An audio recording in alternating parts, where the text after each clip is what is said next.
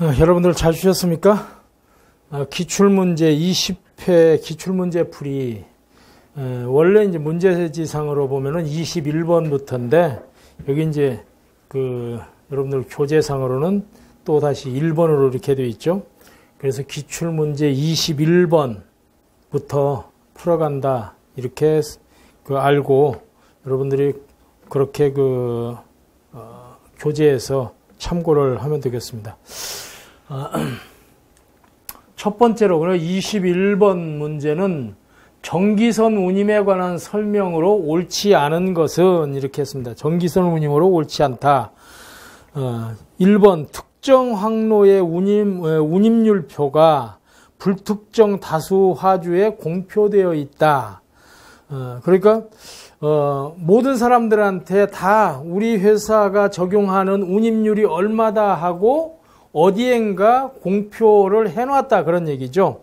이건 맞는 얘기입니다. 지금 현재 해양수산부에서는 전기선 운송업자들은 4월과 6월 두 번에 걸쳐서 자신들이 운영하는 항로에 대해서 어디에서 어디까지, 그러니까 국내 항구에서 어느 항까지 컨테이너 규격별로 종류별로 얼마씩을 받겠다 하고 적용할 운임을 게시하도록 이렇게 의무화되어 있습니다.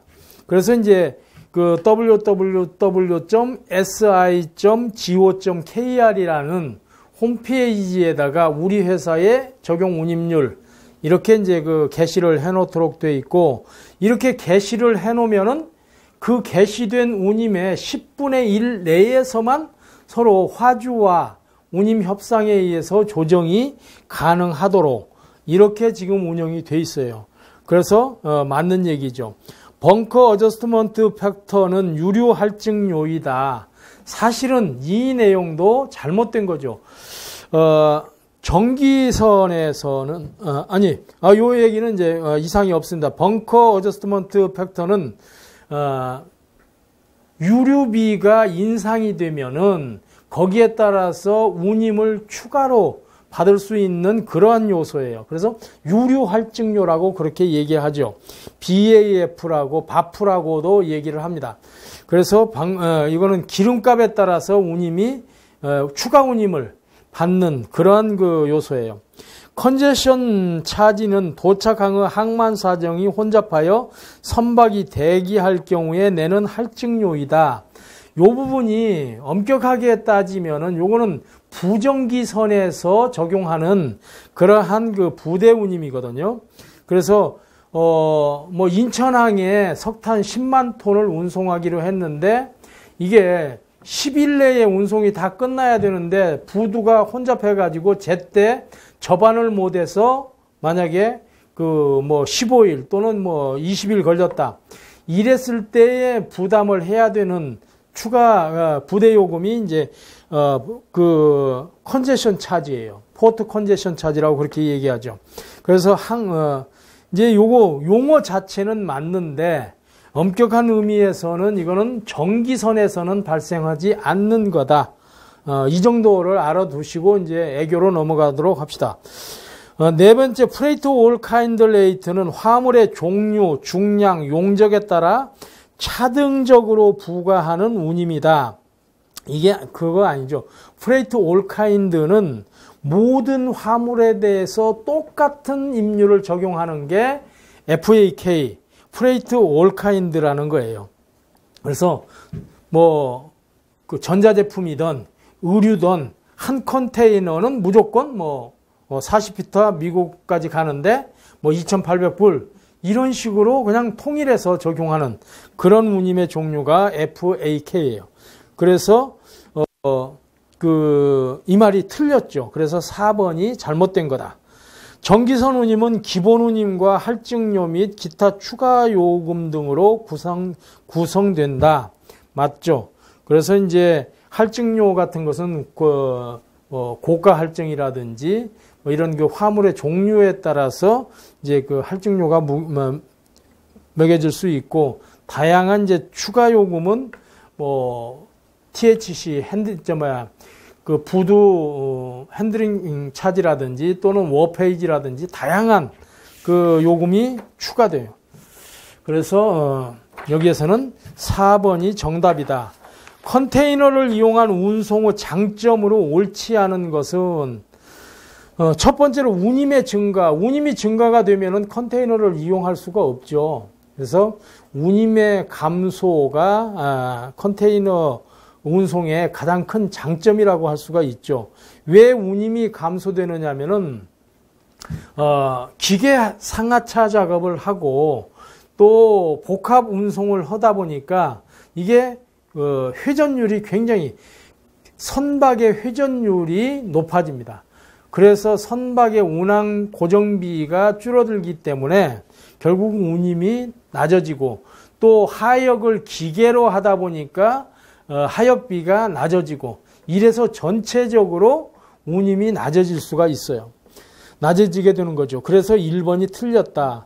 인건비가 절감이 된다. 당연히 기계로 상하역을 하니까 운임이 인건비가 절감이 되고 일정한 박스 속에 들어가 있으니까 안전성이 더 향상이 되고 기계로 하니까 신속하게 하역 작업이 이루어지고 또 선박의 정박 기간도 그만큼 단축이 될 수가 있는 이런 장점이 있다는 거죠.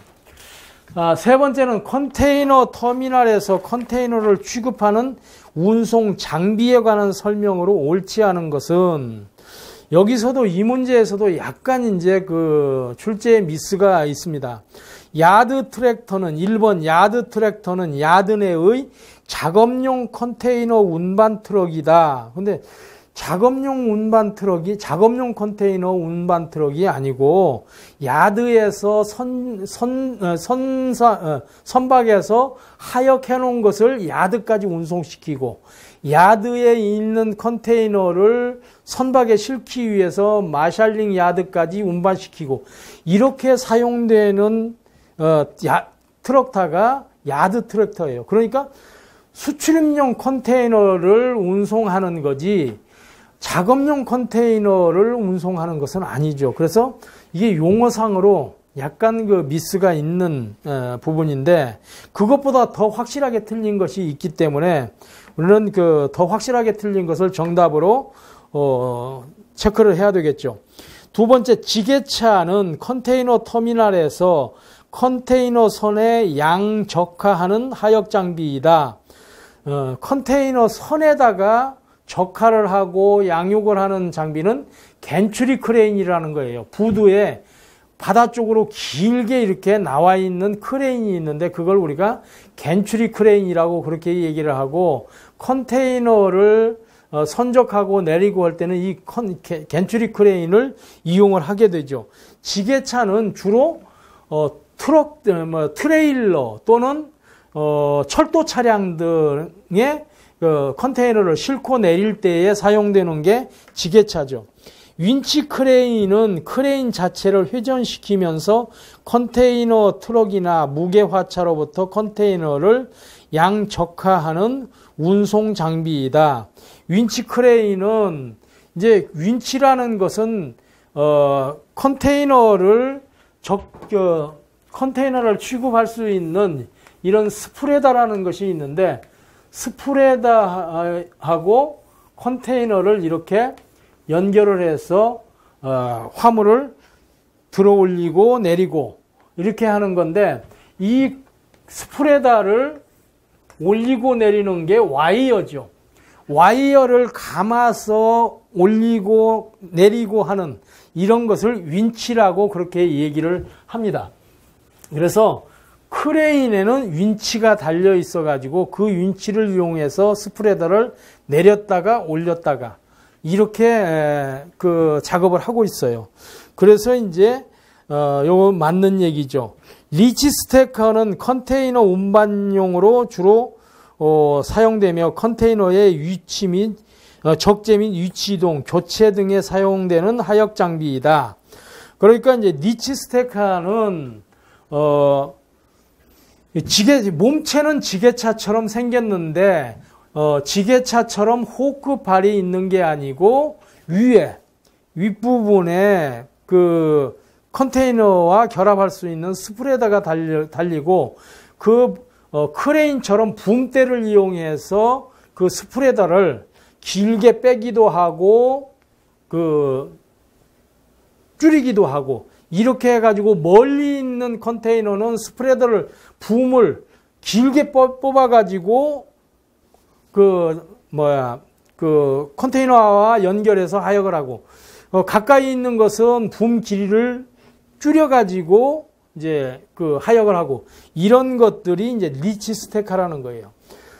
그래서 이제 이거 4번도 맞는 얘기고 셰시는 컨테이너를 탑재하여 운반하는 대차이다. 트레일러이죠.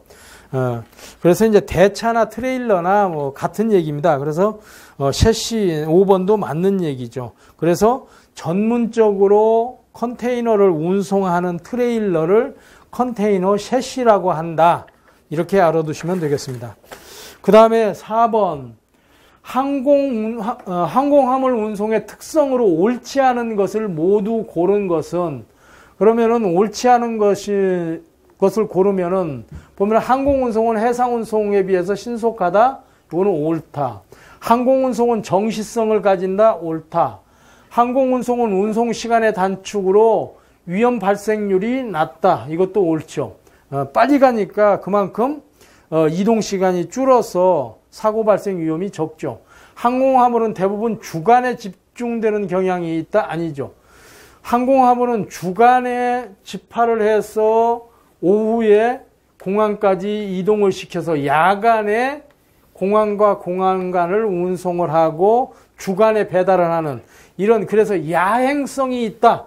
이렇게 얘기를 하죠. 그래서 이게 틀렸다. 항공화물은 여객에 비해서 계절에 대한 변동이 적다. 고가의 화물이고 긴급성을 요하는 화물들이 주로 운송을 하다 보니까 계절성이 굉장히 적죠. 그래서 항공화물은 비계절성 이런 특징이 있다. 그렇게 얘기를 하죠. 그래서 이게 틀렸어요. 그래서 니을과 미음이 틀렸다. 그러니까 요 3번이 정답이다. 4번. 항공화물 운송 대리점과 항공운송 주선인 프레이트 포워더에 관한 설명으로 옳은 것을 모두 고른다면은 여기서는 정확하게 따지면은 옳은 것은 하나밖에 없습니다. 어떤 거냐? 이것만 정확하게 옳아요. 운송 약관을 항공 대리점은 항공사의 대리점입니다. 항공사를 대신해서 화물을 계약하고 집하하고 딜리버리하고 하는 거예요. 그래서 운송 약관도 항공사의 약관을 그대로 사용을 하죠. 그런데 운송 주선인 프레이트 포워더는 자체적인 약관을 이용을 해서 서비스를 해요. 그리고 항공사하고는 하나의 화주로서 항공사하고 운송 계약을 하게 되죠. 그래서 요거는 정확히 맞아요. 그런데 이제 활동 영역은 주로 FCL을 취급을 하고 주선인은 LCL을 취급을 한다. 물론 항공화물 대리점들이 항공사를 대신해서 좀 더 규모가 큰 화물들을 취급할 수는 있지만 근본적으로 화물은 소량의 화물들이 콘솔로 주로 운송이 되기 때문에 100% 맞다고 할 수는 없죠. 약간 이러한 경향은 있죠. 그리고 이제 주선인은 거의가 LCL 화물들을 취급을 하고 있어요. 운임률표는 거꾸로죠. 항공대리점은 항공사 운임률표를 사용을 하고 항공주선인은 자체 운임률표를 사용을 해요. 운송장은 항공대리점은 항공사의 대리점이니까 항공사가 발행하는 마스터 웨어비를 사용을 하는데 항공주선인은 하우스 웨어비를 사용을 해서 송화인한테 발행을 하고 주선인은 다시 항공사의 운송을 의뢰를 하면 항공사가 주선인한테 마스터 에어웨어비를 발행을 하도록 이렇게 돼 있죠. 그래서 100% 맞는 거고 이거는 한 7, 80% 뭐 이렇게 맞는 거예요. 그런데 답이 이 디귿이 정확하게 들어간 것은 지금 요건데 그 중에서 그래도 어느 정도 정확한 것은 기역 디귿이죠. 그래서 답은 일단 2번으로 체크를 해주는 것이 맞겠다. 그런 얘기입니다. 자, 다음 운송 주선인이 취급할 수 있는 업무에 관한 설명으로 옳지 않은 것은 운송 주선인이라는 것은 포워더죠. 프레이트 포워더가 취급할 수 있는 업무에 관한 설명으로 옳지 않은 것. 첫 번째, 운송 주선인은 화주에게 화물의 성질에 따라 가장 적절한 포장 형태 등 각종 조언을 한다. 맞죠? 운송 루트라든지 포장 방법이라든지 또 보험 가입 여부라든지 이런 운송에 필요한 많은 조언들을 해줘요. 두 번째, 운송 주선인은 송화인의 위탁에 의해서 수출 화물을 본선에 인도하거나 수화인의 위탁에 의해서 수입 화물을 본선으로부터 인수하는 자이다. 이 얘기도 맞죠. 운송 주선인은 한편으로서는 운송인이 되면서도 한편으로서는 송화인 또는 수화인이 돼요. 그래서 두 가지 역할을 다 하는 거죠. 실제 화주하고는 운송인이 되고 선주나 선사나 항공사의 입장에서는 화주가 되는 이런 두 가지 입장의 업무를 수행하는 게 운송 주선인이죠. 운송 주선인은 화주를 대신해서 화물의 운송에 따르는 보험을 처리해 줄 수 있다. 그러니까 대신해 주는 거죠.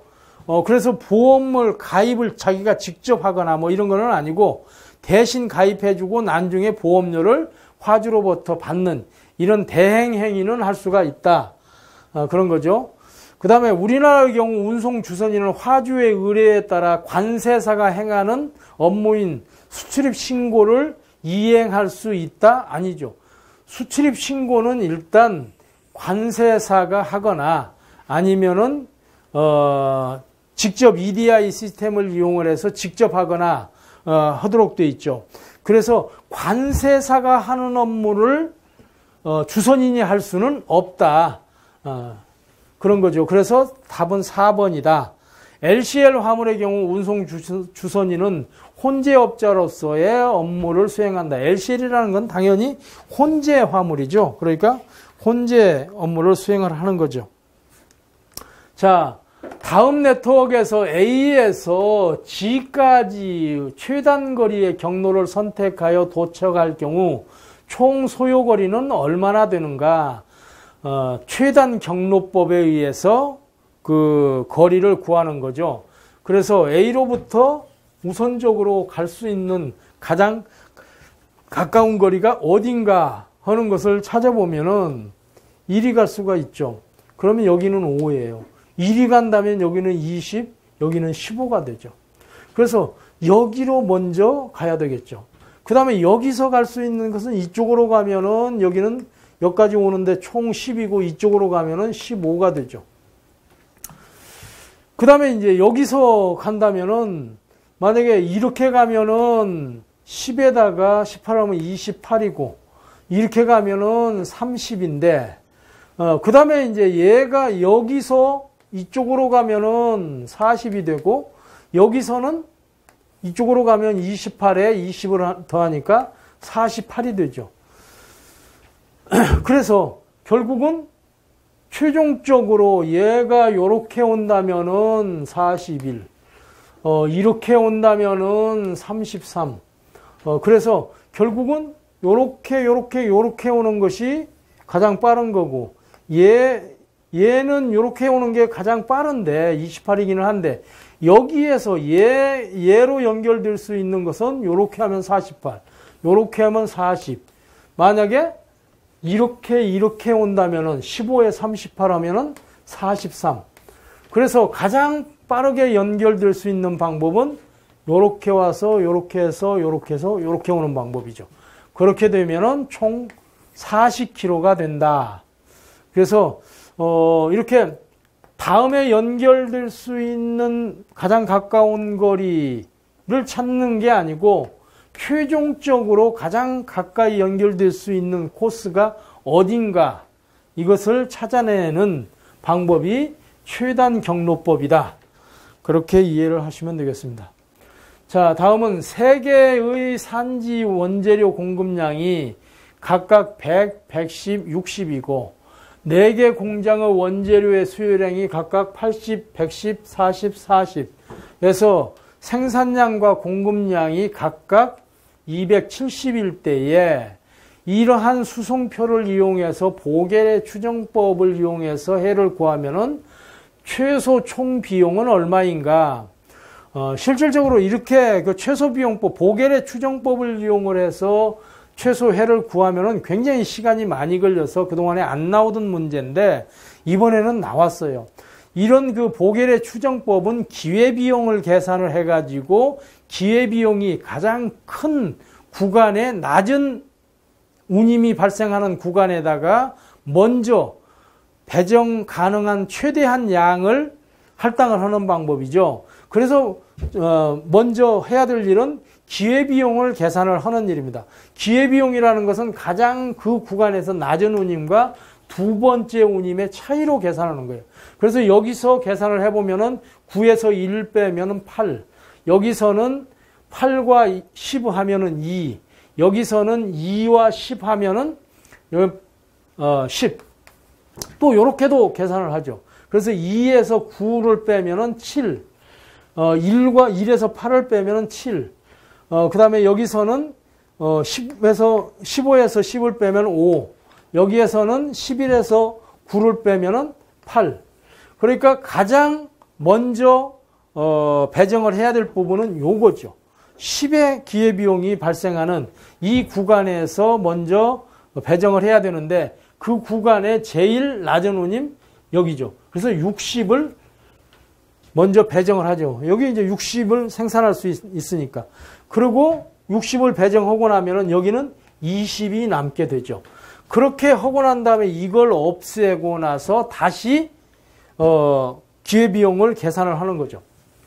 그래서 다시 계산을 해보면은 어떻게 되느냐 하면 여기에서는 다시 그대로 8 나오고 여기에서는 10하고 8하고 하면 2가 나오고 여기서는 이미 배정이 끝난 구간에서는 요 운임은 사용을 못해요. 그러면은 9에서 10이 빼면은 여기는 3이 되고 여기서 8에서 1 빼면 7. 여기서 하면은 8. 여기서는 8. 이렇게 되는 거죠. 그래서 이제 8이 3개나 나왔죠. 이럴 때는 이제 작업을 수행하는 사람이 임의로 선정을 할 수가 있죠. 그러면은 우선 여기에서는 자 여기다가 100을 할당을 해보자. 그러면은 여기는 아까 20이 남고 여기는 10이 남죠. 그리고 여기는 다 이제 이렇게 배정이 끝나죠. 끝나면은 다시 이제 그 기회비용을 다시 계산하면은 이것밖에는 계산을 할 수가 없죠. 여기들은 요것들을 다 요 구간의 운임은 활용을 할 수가 없다 보니까 결국은 이 구간에서의 기회비용밖에는 안 나와요. 그러면은 여기 2니까 여기다가 배정을 하면은 자 여기에 8 그럼 여기는 10밖에는 안 돼요. 왜? 여기 10밖에 안 남았거든. 그 다음에는 이제 낮은 운임으로 이동을 해야 되겠죠. 그 다음에 낮은 운임이 여기에요. 그러면 여기에 40을 배정을 할 수가 있어요. 왜? 여기에 그 40을 받을 수가 있으니까. 그 다음에는 이리 가야 되겠죠. 왜 이쪽으로 갈 수 있느냐? 여기는 20이 남아 있어요. 그래서 20을 배정을 하고 그 다음에 요게 더해 보니까 70이 돼요. 110에서 70을 빼면은 40이 지금 남아 있는 거죠. 그래서 40을 여기다가 배정을 하면은 이제 배정이 다 끝나죠. 그러면은 여기 80, 여기 110, 여기 40, 여기 40. 이런 식으로 이제 배정이 끝났어요. 그래서 100 곱하기 1, 20 곱하기 12, 10 곱하기 8, 40 곱하기 10, 40 곱하기 19, 60 곱하기 2 이렇게 해서 전체 총 운임을 구하면은 얼마가 나오느냐? 1700이 나옵니다. 이런 식으로 계산을 하는 방법이 보겔의 추정법이다. 그래서 보겔의 추정법은 기회비용을 계산을 해가지고 가장 기회비용이 큰 구간에다가 먼저 배정을 하고 그것이 끝난 다음에 또 한 번 기회비용을 계산하고 그리고 또 한 번이 끝나면 또 계산하고 또 계산하고 이렇게 최종적으로 배정이 끝날 때까지 기회비용을 계산하면서 그 배정을 하는 이런 방법이 보겔의 추정법이다. 그래서 시간이 굉장히 많이 걸려요. 그런데 어쨌든 이런 문제가 나왔습니다. 그래서 여러분들은 앞으로도 나올 수가 있다고 생각을 하고 푸는 요령들을 잘 익혀야 될 것 같아요. 자, 다음에는 서울에서 대전까지 편도 운송을 하는 K사의 화물 차량 운행 사항은 아래와 같다. 만약 차량 한 대가 1000상자에서 1200상자로 증가시켜서 적재 효율을 높였을 때 K사의 대당 1일 운송 횟수와 월 운송비 절감액은 얼마냐? 자, 우선 총 몇 박스를 운송을 하느냐 하는 것을 계산을 해봐야 되겠죠. 31 곱하기 4 곱하기 3 곱하기 1000개 이러면은 총 얼마냐면은 36만 박스가 돼요. 36만 박스고 그러면 총 운송비는 얼마냐? 31 곱하기 4 곱하기 3 곱하기 15만 원. 얼마냐? 이거는 5,400만 원이죠. 5,400만 원이 나와요. 그런데 이거를 이제 36만 박스인데 이 36만 박스를 1,200박스씩 운송을 하게 되니까 몇 대가 총 필요하게 되느냐? 그러면은 이게 12로 나누면 3 하면은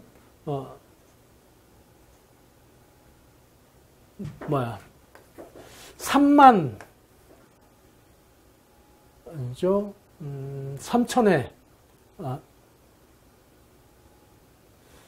12만 빼고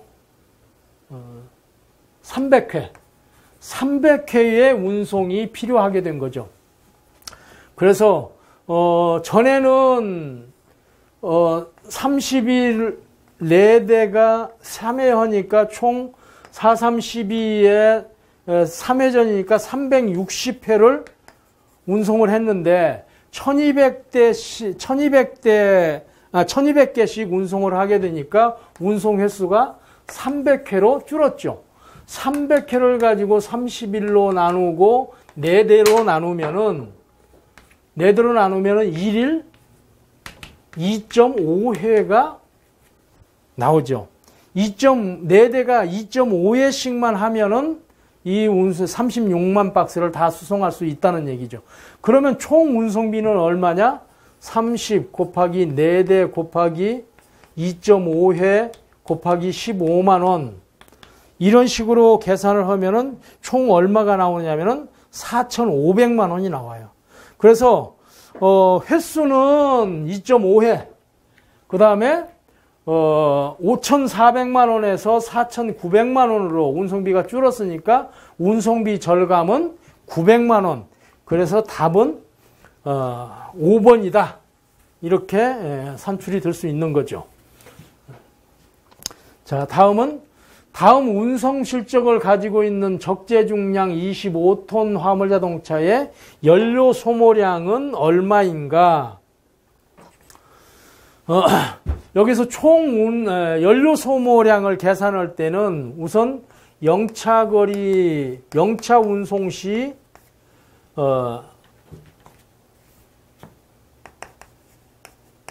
소모량, 공차 운송 시 소모량 이렇게 나누어서 계산을 해야 되겠죠. 근데 영차 운송 시에는 영차 운행 거리로 운송 거리를 가지고 계산할 수도 있고, 그 다음에 톤키로당 소모기준을 적용할 수도 있는데 여기에서는 보니까 영차 운행 시에는 톤키로당 0.4리터가 들어가는 걸로 이렇게 지문이 제시가 되어 있어요. 그러니까 결국은 톤키로당 소모기준을 적용을 해서 영차 운송 시의 소모량을 계산을 해야 되는 이런 문제다. 이것을 기본적으로 여러분들이 이해를 해야 돼요. 그러면 영차 거리에 톤키로로 해야 되니까 톤키로로 산출을 해야 되겠죠. 그럼 톤키로로 산출을 하려면 어떻게 해야 돼요?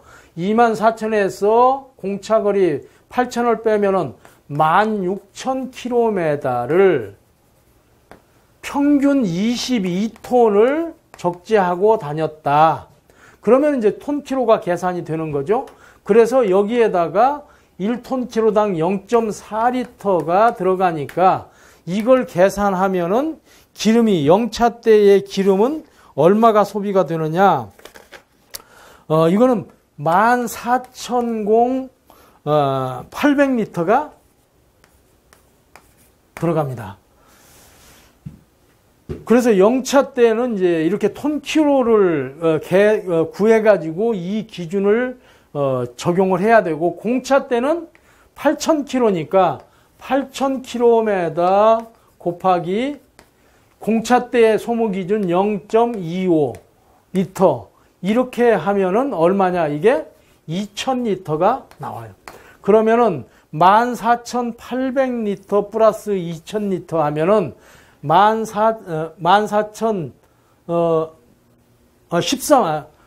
잘못 얘기했습니다. 14만 800리터가 나와요. 그래서 14만 800리터에다가 2,000리터를 더하면은 총 14만 2,800리터가 나온다. 그래서 답은 4번이다. 이렇게 찾을 수가 있습니다. 자, 그 다음에는 M사 화물자동차 최근 1개월간의 운행 실적에 대한 결과값으로 옳지 않은 것은 가동률은 80%다. 가동률은 실제 운행일수 나누기 목표일수. 그래서 25. 이거는 80 맞죠? 실차율, 영차율은 75%다. 영차거리 9,000km 나누기 총 운행거리 12,000km. 이것은 75%. 이것도 맞죠? 평균 운송량은 10톤이다. 10톤은 어떻게 구해야 되느냐면은 9만 톤 키로니까 9만 톤 키로 나누기 여기 영차 운행 거리가 9,000이니까 9,000km니까 이렇게 되면 평균 10톤을 적재하고 다녔다 하는 것이 나올 수 있는 거죠. 평균 운송 횟수는 19회에다 총 운송량이 200톤이니까 평균 적재 톤수 10톤으로 나누면은 20회 운송을 했다. 이렇게 계산이 되는데 19회라고 했으니까 이게 잘못됐죠. 평균 운송거리는 450km다. 이거는 9,000km를 영차로 운행한 거리가 9,000km인데 총 20회를 운송을 했으니까 평균으로 보면은 450km를 운송을 한 거다. 실질적으로 이 안에는 300km짜리, 600km짜리, 700km짜리 이런 것들이 있겠지만은 이거를 평균 내보니까 이렇더라는 거죠. 이런 식으로 계산을 해서 효율성을 우리가 찾아낼 수 있어야 된다. 그래서 여기서 답은 잘못된 것은 20회인데 19회라고 했으니까 답은 4번이다. 그런 얘기죠. 12번 배송 방법에 관한 설명으로 옳지 않은 것은 첫 번째 다이어그램 배송이라는 것이 뭐냐. 배송처에 대한 도착 및 출발 시간을 고정시키지 않고 매일 동일한 경로와 시간에 배송하는 방법. 여기서 말 자체가 이상하죠. 도착 출발 시간이 고정되지 않고 어떻게 매일 동일한 경로와 시간으로 배송을 합니까?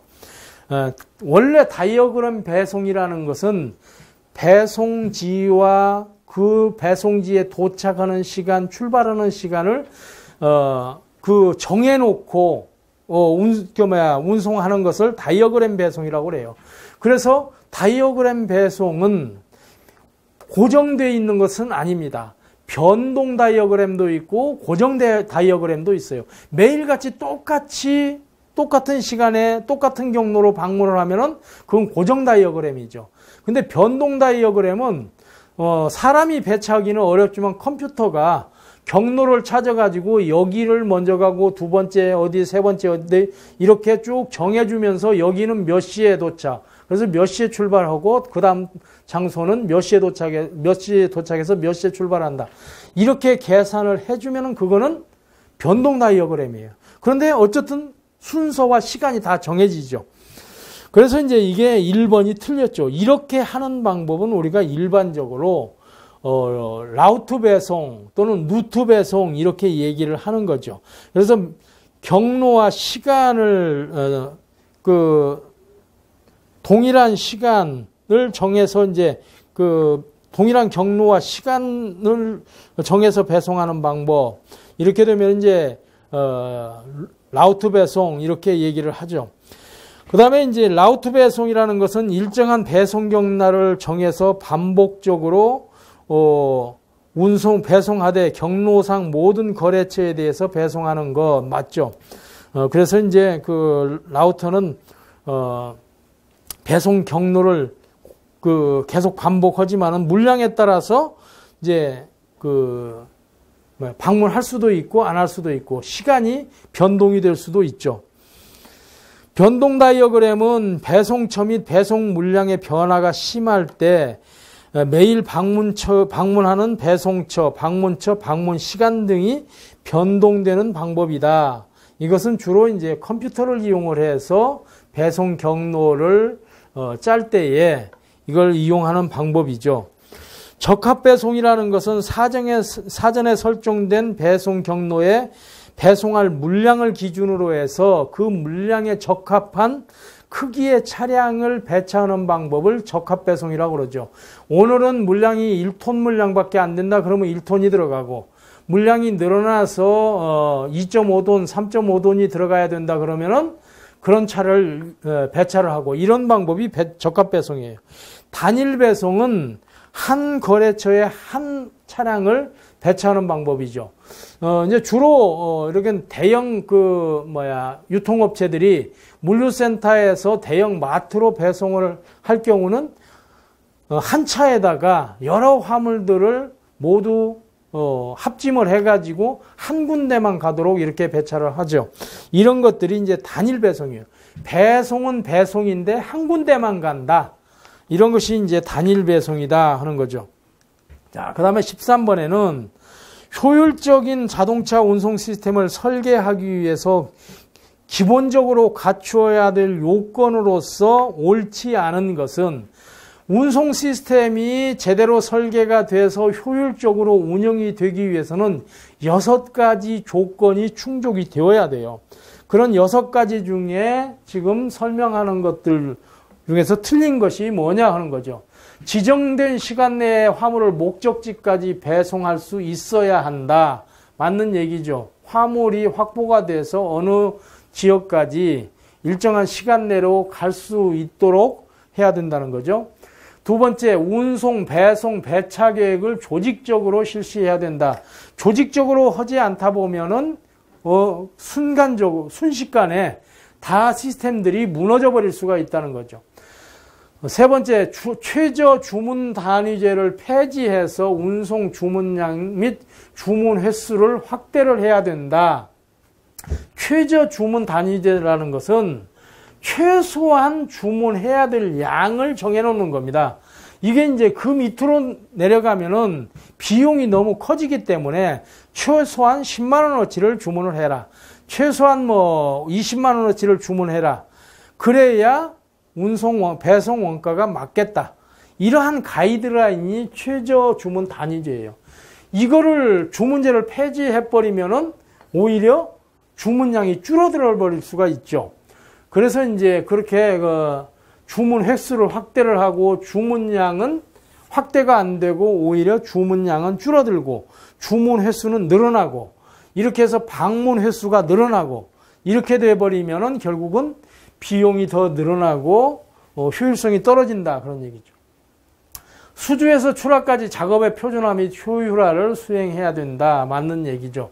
적절한 유통 재고량 유지를 위해서 다이어그램 배송 등을 사용한 체계적인 운송 계획을 수립을 해야 된다. 이것도 맞는 얘기죠.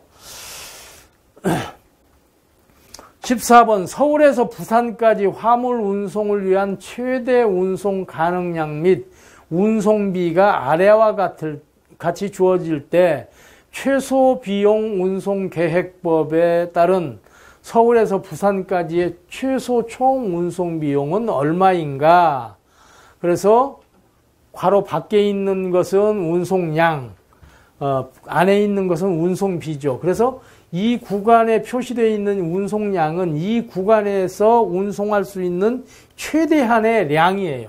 그리고 여기 구간에서 발생하는 운임이 괄호 안에 표시가 되어 있는 거죠.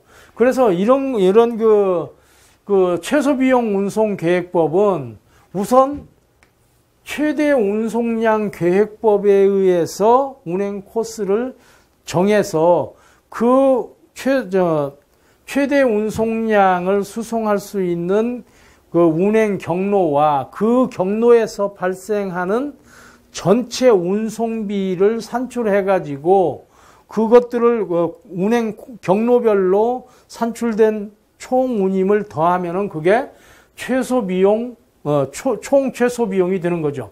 그래서 최대 운송량 계획법에 의해서 먼저 그런 계획법을 이용한 운송 코스를, 경로를 찾아가면서, 그 배정이 운송이 끝난 경로를 커트를 시키면서 경로를 찾아가 보면은 우선 임의로 이런 경로를 하나 우리가 이제 설정을 해보는 거죠. 그러면 서울 1, 5, 부산 이렇게 가면은 최대 운송량은 여기 3, 3, 4인데 이 구간에서의 운송량은 3이 되는 거죠. 3이 되고 운송비용은 2, 1, 4를 더하면은 7이 되는 거고 그렇게 되면 여기가 운송이 끝나고 다 커트가 돼버렸죠. 이 구간은 더 이상 운송이 안 되는 거예요. 두 번째로는 이렇게 한번 가보죠. 그러면 여기 3, 여기 4, 여기 4, 4. 그러면은 여기에서도 3이 나머지 운송 구간의 양을 통제를 해요. 그러면 여기에서도 3이에요. 그리고 운송비는 2, 1이면 3, 6, 9가 되는 거죠. 그리고 이 구간도 이렇게 배정이 끝나버렸어요. 그런데 여기는 1 남고 여기도 1 남고 1이 아직 남아있죠. 그 다음에는 이렇게 한번 배정을 해보죠.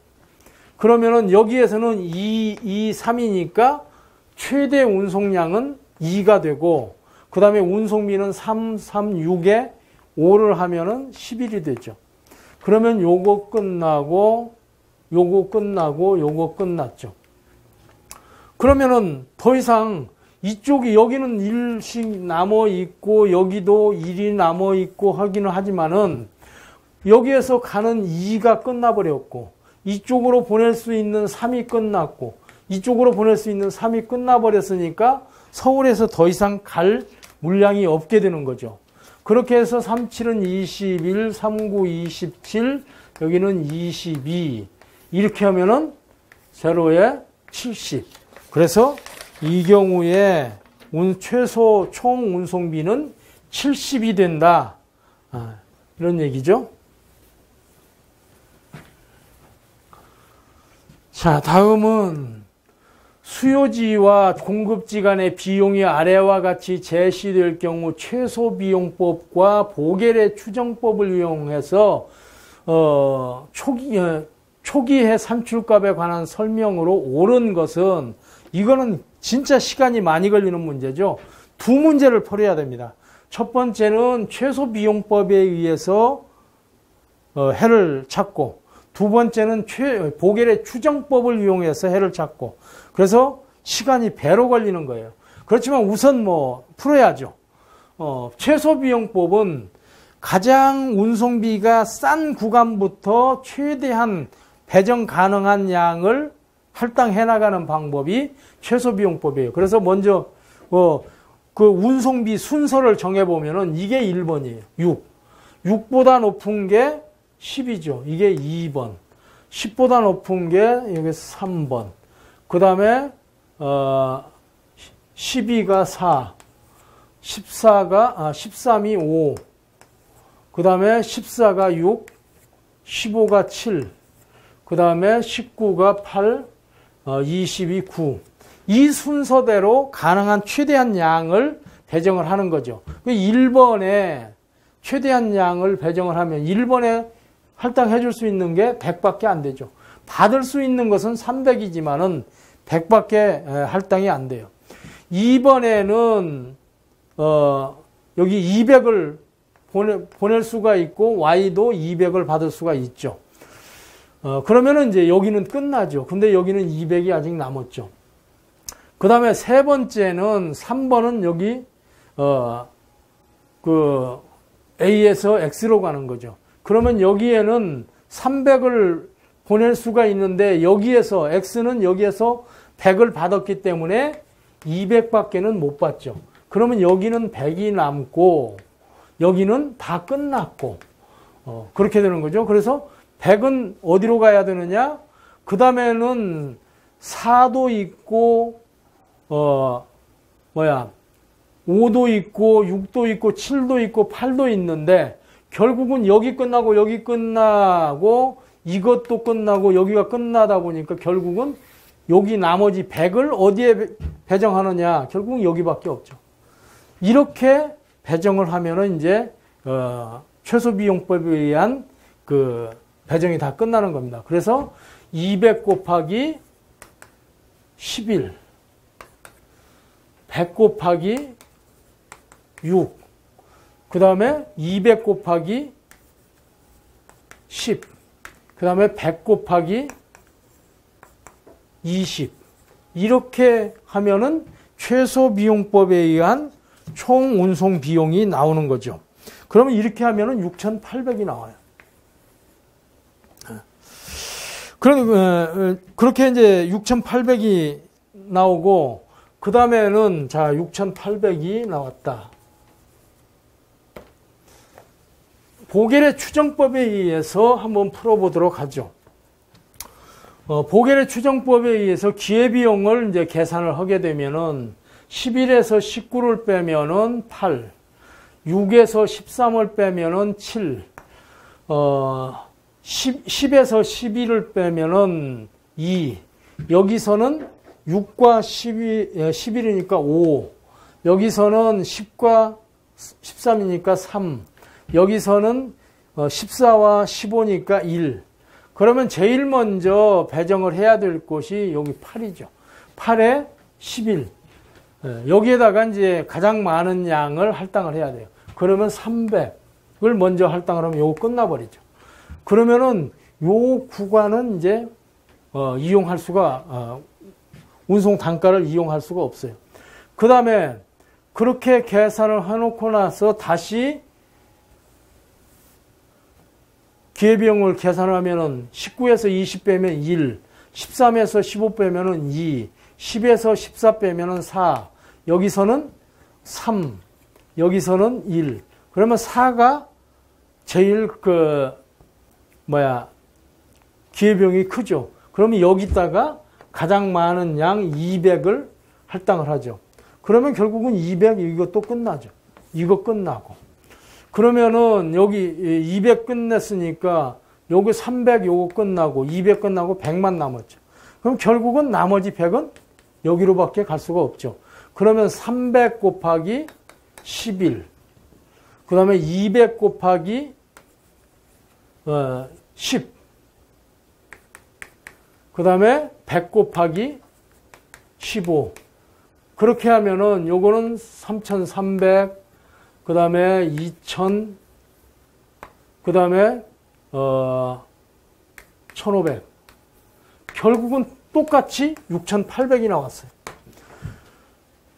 이게 보겔의 추정법이 더 좋은 해를 나타내기도 하지만은 경우에 따라서는 이렇게 같은 답이 나올 수도 있다. 그래서 기본적으로 보겔의 추정법도 6,800이 나왔다. 자, 그러면은 이 지문을 한번 쭉 보면서 따져봅시다. 최소비용법에 의한 최소 총비용 6,700이다. 틀렸죠. 보겔의 추정법도 6,700이 아니고 6,800이죠. 최소비용법에 의해서 공급지 A에서 X 이 구간의 공급량은 300톤이다. 300톤이 아니죠. 아까 계산했듯이 여기는 200톤이 됐었어요. 그 다음에 보겔 추정법에 의해서 공급지 C에서 수요지 C에서 Y까지의 공급량은 100톤이다. 근데 실제로 아까 계산할 때는 이게 200톤이 됐었죠. 그 다음에 이제 보겔의 추정법에 의한 공급지 B에서 Z까지의 공급량은 100톤이다. 아까 마지막으로 배정한 양이 100톤이었죠. 어차피 여기 100톤, 여기도 100톤밖에 안 돼요. 그래서 답은 5번이더라. 이렇게 이제 계산이 됐습니다. 좀 시간은 많이 걸리고 어렵지만은 앞으로 또 이런 문제가 나올 수도 있다. 그러니까 과거에 이런 보겔 추정법은 잘 안 나와. 시간이 많이 걸리기 때문에 잘 안 나왔는데 이렇게 나오는데 어떻게 합니까? 준비를 할 수밖에 없죠. 16번 운송비에 관한 설명으로 옳지 않은 것은 운송비는 화물량의 증감에 영향을 받지 않는 고정비이다. 아니죠. 이게 이제 이 말이 틀렸죠. 변동비죠. 운송 거리와 화물의 양에 따라서 변동이 되죠. 그래서 뭐 1톤차에 1톤을 싣고 부산을 가면은 15만 원, 20만 원인데 15톤차에 15톤을 싣고 부산을 가면은 예를 들어서 60만 원이다. 그러면 1톤차는 톤당 20만 원이 되는 거고 15톤차는 4만 원이 되는 거예요. 이렇게 운송 물량에 따라서 비용이 변동이 되죠. 그래서 고정비가 아니고 변동비이다. 1번이 틀렸죠. 용차 운송비는 부정기 차량에 의해서 발생되는 비용이다. 용차라는 것은 일반적으로 기업체들에서 쓸 때는 고정 차량을 쓰고 다 운송을 못했을 때에 불러서 쓰는 차량들이 용차들이에요. 그래서 이 얘기도 이제 맞는 얘기죠. 노선 운송비는 정해진 일정 노선에 의해서 정기적으로 운행함으로써 발생되는 비용이다. 맞는 얘기죠. 4번 공간, 시간적 이동에 의한 효용과 가치를 창조하기 위해서 발생되는 비용이다. 운송비라는 것은 그런 거죠. 공간적으로 이동시킨 비용, 그 다음에 얼마나 빨리 이동시켰느냐에 따른 대가, 이런 거죠. 화물을 특정 지점에서 특정 지점까지 운송하는데 발생하는 비용이다. 당연히 운송은 장소적 개념이니까, 장소적 이동 개념이니까 특정 장소에서 특정 장소로 이렇게 이동이 되겠죠. 18번 택배 관련 사업에 관한 설명으로 옳지 않은 것은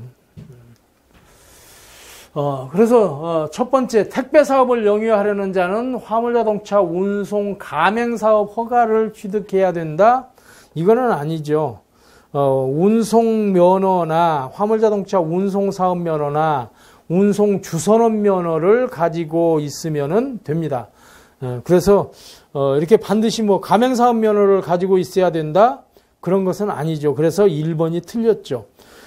그리고 택배 운송 사업은 장치 산업이면서 네트워크 산업이고 정보 시스템 산업이고 또 노동 집약적 산업이라는 것이 맞습니다. 많은 장비와 터미널 등 시설이 들어가고 전국 각지에 원활한 집합 배송을 위한 네트워크가 설치가 돼야 되고 그 다음에 화물 추적 정보를 제공을 하고 또 수입 배분을 하려면 정보 시스템이 있어야 되고, 그리고 배달하고 집화하고 분류하고 하는데 엄청나게 많은 인력들이 투입이 되는 이런 노동 집약 산업이에요. 공정거래위원회의 택배 표준약관에는 운송물 한 개 포장의 가액이 300만 원을 초과하는 경우에는 수탁을 거절할 수가 있다. 맞죠? 그러면 50만 원을 초과했을 때는 할증료를 요청을 해야 되고, 할증료를 부담을 않는다고 했을 경우에는 둘 중에 하나를 해야 되겠죠. 그러면은 사고가 났을 때 50만 원까지만 배상해 주겠다 하는 데에 동의를 하거나, 아니면은 50만 원을 넘어가 사고 나더라도 이게 화물 가격 뭐 200만 원, 250만 원 변상을 다 해줘야 된다. 이러면은 300만 원이 안 되더라도 할증료를 부담을 안 하면서 기본료만 내고 사고 배상은 화물의 가치대로 그대로 받겠다 하면은 이때도 거절할 수는 있죠. 그러나 기본적으로는 어쨌든 300만 원을 넘어가는 거에 대해서는 취급을 않는 걸로 택배업체들이 정하고 있기 때문에 3번 얘기도 맞는 얘기다. 다품종 소량 생산체계 확산으로 다빈도 배송이 요구되고 있다. 다빈도 배송이 요구가 되다 보니까 결국은 택배 수요가 늘어난다는 거죠. 적은 수량을 가지고 자주자주 배송을 해주려고 하다 보면은 다른 일반 배송 차량을 가지고는 너무 비용이 올라간다. 그러니까 택배를 이용하는 것이 훨씬 경제적이다는 거죠. 공정거래위원회의 택배 표준약관에는 수탁 가능한 운송물의 크기와 무게를 택배 사업자가 정할 수 있도록 되어 있다. 맞죠? 그래서 어떤 회사는 20kg, 어떤 회사는 뭐 40kg, 어떤 회사는 3변의 합이 160, 어떤 회사는 3변의 합이 200, 이런 식으로 그 회사의 영업 전략과 운영 시스템이 수용 가능하느냐에 따라서 화물 규격을 정하고 있습니다. 자, 다음에는 택배 사업에서 사업자의 운송물 수탁 거절 사유에 해당되지 않는 것은 이제 공정거래위원회에서 정한 표준 약관을 기준해서 거절할 수 있는 것이 어떤 거냐 하는 거죠. 그래서 해당되지 않는 거죠. 고객이 운송장에 필요한 사항을 기재를 않는다. 운송장에는 송화인이 보내는 사람의 주소, 성명, 전화번호, 화물명, 화물 가격, 취급 주의사항 이런 것들, 기본적인 사항들을 적어서 제출을 해야 됩니다. 그런데 그걸 제대로 기입을 않는다. 그러면 기입 보완을 요구를 해서 그래도 요구에 응하지 않는다면은 거절할 수가 있죠. 살아있는 동물의 경우는 거절할 수가 있죠. 경우에 따라서는 받을 수도 있는데 거절할 수가 있는 거죠. 그 다음에 운송물의 포장이 적합하지 아니하여 사업자가 임의대로 재포장하고 추가 요금을 받는 경우에 거절할 수가 있다. 이거는 재포장을 해주고 추가 요금을 주겠다고 그러면은 수탁을 해야 되는 거고, 또 그러니까 다시 포장을 해주도록 포장 보완을 요구를 하는데 그러한 보완 요구에 응하지 않을 때도 이제 집화를 거절할 수 있는 거죠. 그러니까 임의대로 재포장 이 자체가 말이 틀리는 거죠. 임의대로 재포장할 수가 없어요. 보내는 사람의 동의하에서 재포장을 하고 거기에 따른 대가를 지불을 하고 집화하는 것이 맞죠. 그래서 3번이 틀린 거다. 운송물이 재생 불가능한 계약서이거나 원고, 서류물일 경우에도 이런 경우에는 집화를 거절할 수가 있도록 돼 있죠. 천재지변이나 어떤 불가항력적인 사유로 인해서 집화를 못하거나 배달을 못하는 이런 경우에도 수탁을 거절할 수가 있다. 강원도 지역에 폭설이 와서 도저히 배달이 안 되기 때문에 죄송하지만은 집화 못합니다. 이렇게 거절할 수가 있다는 거죠. 그 다음에 이제 마지막으로 택배 표준 약관상 운임의 청구와 유치권에 관한 설명으로 옳지 않은 것은, 유치권이라는 것은 어떠한 서비스를 제공을 하고 거기에 대한 대가를 지불받지 못했을 때에 그 대가를 받을 수 있을 때까지 화물을 잡아놓고 있는, 보관하고 있는 이러한 권한을 유치권이라고 그렇게 얘기를 하죠. 그래서 이제 운송임이 안 들어오면은 화물을 내주어서는 안 되죠. 그래서 보면은 수화인이 운임을 지급하지 않은 때는 사업자는 운송물을 유치할 수 있다. 맞죠? 착불로 온 운임을, 이게 운임의 착불로 온 화물에 대해서 수화인이 운송임을 안 내겠다고 그런다. 그러면 당연히 주지 말아야 되죠. 이 1번은 이제 맞는 거고, 두 번째, 운송물 포장당 50만 원을 초과하거나 운송상 특별한 주의를 요하는 것일 때는 사업자는 따로 할증 요금을 청구할 수 있다. 맞는 얘기죠. 그래서 이제 여기에서 특별한 주의를 요한다 하는 것은 파손 가능성이 있거나 변질 가능성이 있거나 이런 화물들은 특별한 주의를 요구해야죠. 그래서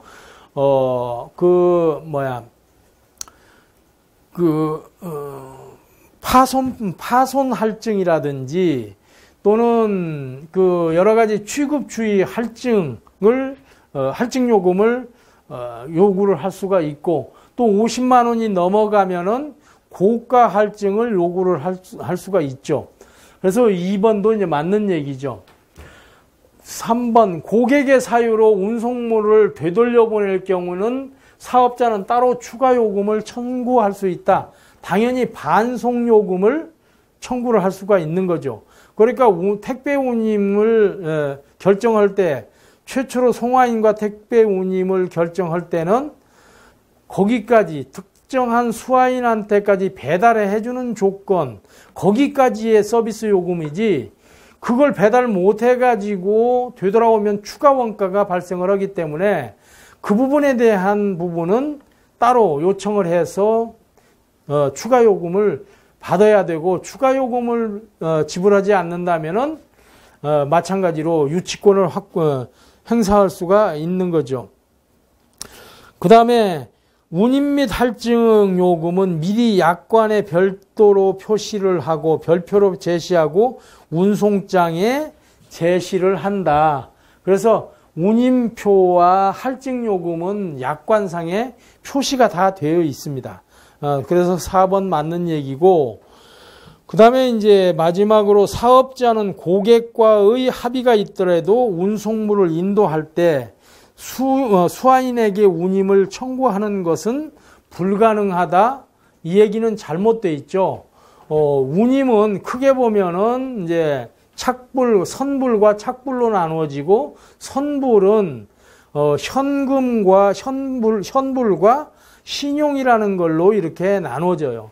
그래서 신용이라는 것은 거래처 기업들하고 거래할 때 나중에 한꺼번에 모아서 결제하는 방식을 신용이라고 그러고, 그 다음에 즉시 현금을 받는 것을 이제 선불 현금이라고 그렇게 얘기를 하는데, 보낼 때에 송화인이 이 화물에 대한 택배임은 배달을 할 때 받으세요 하는 게 착불이죠.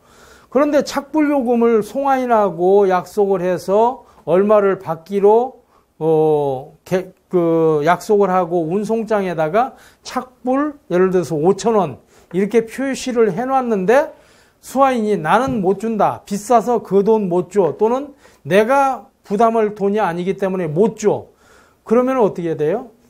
할 수 없이 화물을 유치해 놓고 요금을 줄 때까지 기다릴 수밖에 없는 거죠. 그래서 5번이 틀렸다.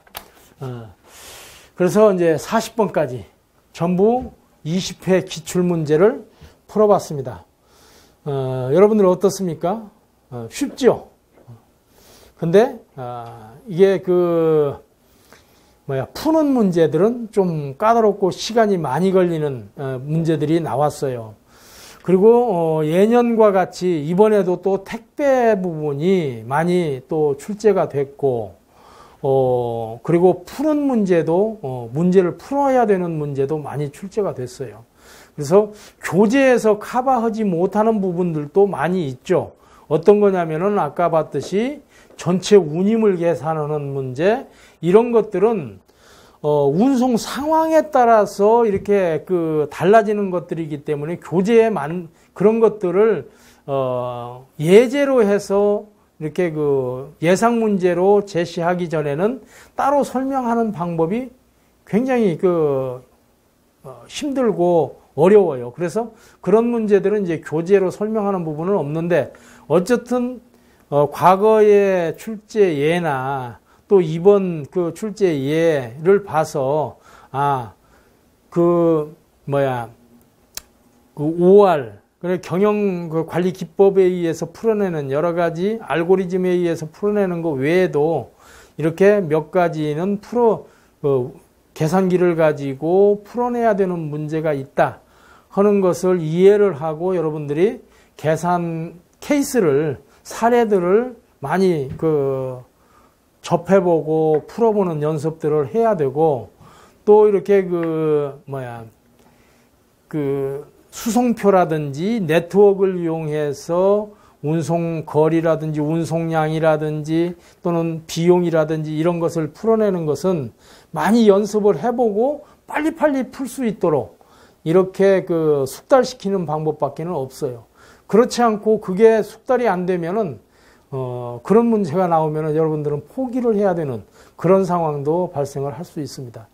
그래서 20회 문제 충분히 설명을 드렸는데, 여러분들 수험 준비에 잘 참고해서 다음 시험 볼 때 다 합격을 하기를 바랍니다. 수고하셨습니다.